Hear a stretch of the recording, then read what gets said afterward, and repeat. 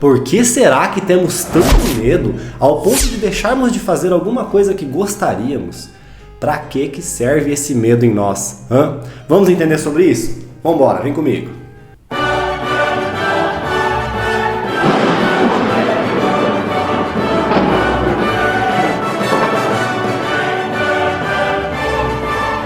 Salve aí pessoal, como é que vocês estão? Eduardo Sartori aqui e hoje nós vamos falar sobre medo. Para que serve isso, né?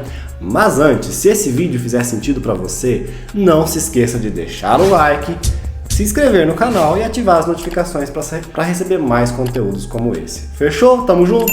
Vambora então. Medo. Em primeiro lugar, vamos precisar saber de que se trata o medo. Para o cérebro, o que é o medo? Medo é uma emoção. E o que é emoção, Edu?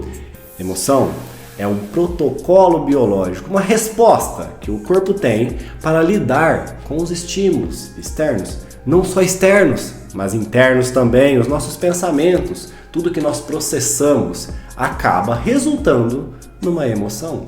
E a emoção é algo complexo porque envolve a nossa fisiologia, vai envolver os nossos pensamentos e vai disparar os nossos comportamentos. Ou seja, é algo muito grandioso. Aliás, a emoção é algo que surgiu com os mamíferos na nossa árvore filogenética. Qual é a importância de se ter emoção? Primeiramente, conectar com outros da mesma espécie. Entende como isso faz sentido? Nós somos animais sociais, assim como tanto outros mamíferos também são sociais. E a emoção é importante para que haja comunicação não verbal, é isso aí. O que a nossa face, o que as nossas expressões faciais, mas também os nossos gestos comunicam, é muito importante para que o grupo se sinta mais coeso, para que saiba o que está acontecendo, não é? Imagina lá no passado, imagina que estávamos num grupo de 10 indivíduos e alguns deles sentiram medo por ter avistado um predador, algo perigoso. Se os outros não avistaram, mas vissem que aquelas pessoas estão com medo, estão reagindo de certa forma com medo, elas já identificariam que elas precisariam sentir o mesmo medo para estar prontos para fugir de uma ameaça.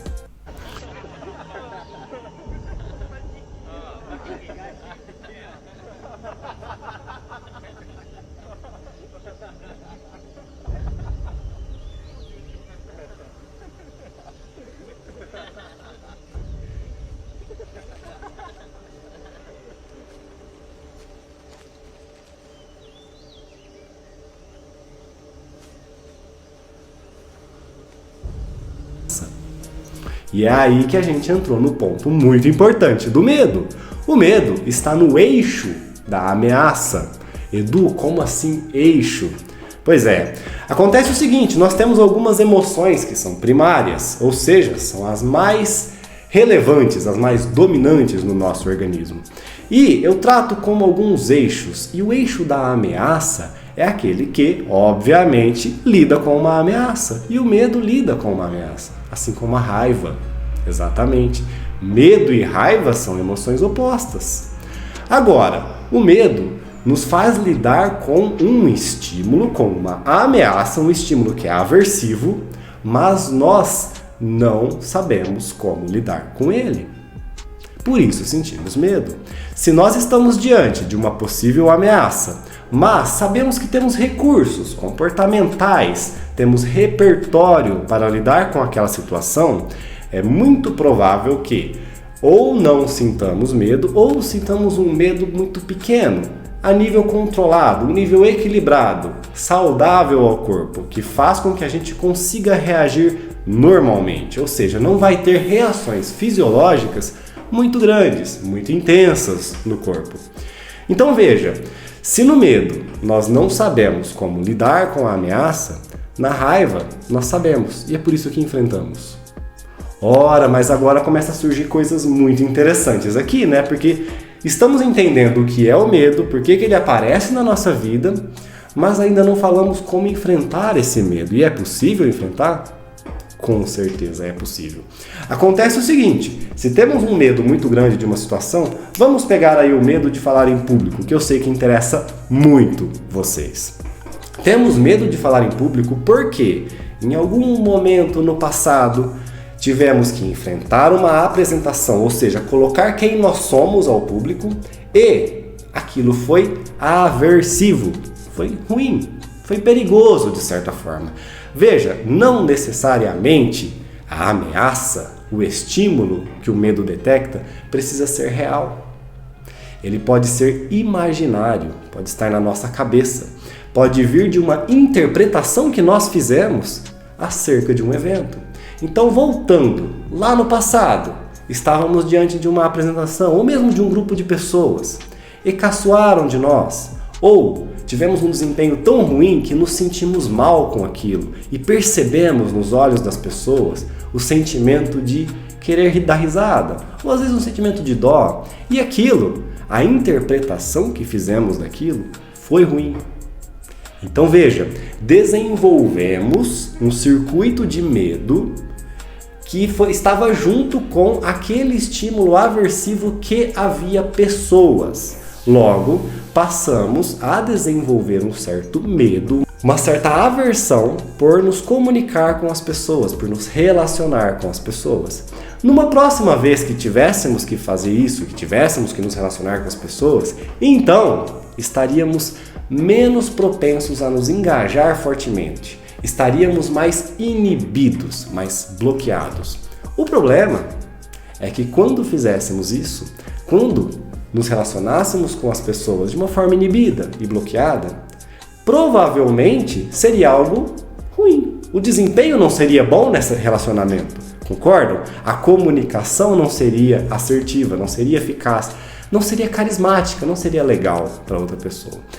Com esse desempenho ruim, mas mais uma vez estaríamos reforçando aquele circuito de medo e confirmando a ideia de que tenho medo de conversar, de me relacionar com pessoas. E quanto mais isso fosse acontecendo ao longo da vida, mais reforçado ficaria esse circuito de medo. Edu, para tudo. Circuito?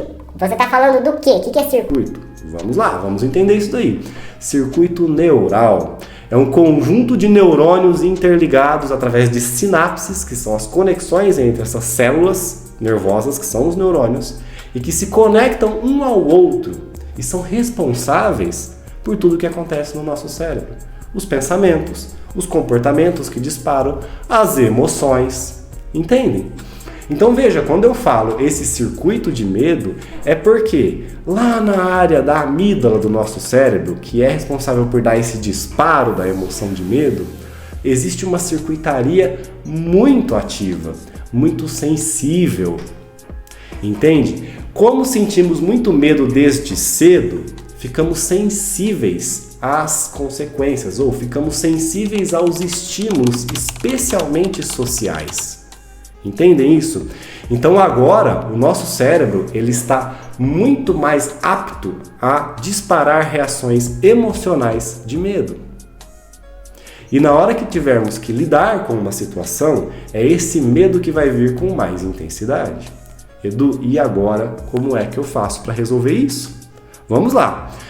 Veja, se esse medo existe em determinados estímulos, e vamos continuar falando sobre o medo de relacionar, conversar com as pessoas, ou o medo de falar em público, se esse medo existe, como conseguiríamos dessensibilizar essa circuitaria que nós falamos do medo? Veja, através de exposições graduais e controladas. Se você fizer uma exposição muito grande, o que você estará fazendo é reforçar esse circuito de medo. Porque veja, até hoje, o que você fez foi isso, não é?